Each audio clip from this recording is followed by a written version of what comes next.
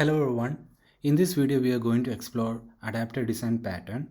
We will talk about what it is, why it is useful, and I will walk you through a practical example using the payment processing system we have been discussing. So let's get started.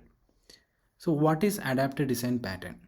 Adapter design pattern is a structural design pattern that allows incompatible interface to work together. Think of it as a bridge between two interfaces that couldn't otherwise interact directly. For instance, if you have a plug that doesn't fit into a socket, you would use an adapter to make them compatible. In programming, this pattern allows us to integrate classes with incompatible interface so that they can work together seamlessly. So why should you use the adapter design pattern? The first one is the reusability. So it lets you reuse the existing classes even if they do not match the required interface. Second one is the flexibility. It makes it easier to integrate third-party libraries or legacy system without needing to change your existing code. Third one is a separation of concern. The adapter keeps your existing code and the new implementation separate, making your code cleaner and easier to maintain. Let's use our payment processing system example to illustrate how the adapter design pattern works. Imagine you need to integrate a new payment service like Stripe into your system. However, the Stripe's API does not conform to the payment processor interface that our existing system uses. First, let's start with our existing payment strategy interface.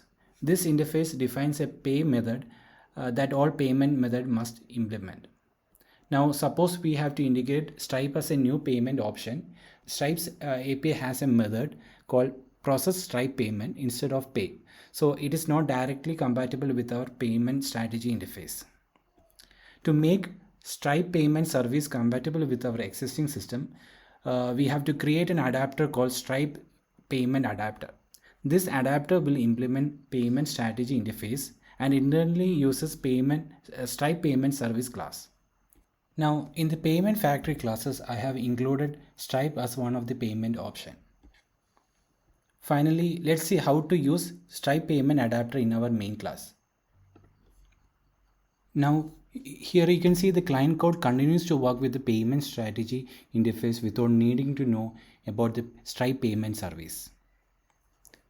So by using the adapter design pattern in this example, we achieve compatibility, reusability, and maintainability.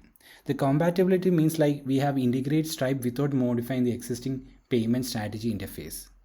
Reusability means like the Stripe payment service can now be used along with other implementation of the payment strategy interface. The maintainability means that adapter keeps the integration logic encapsulated, making it easier to manage and update in the future.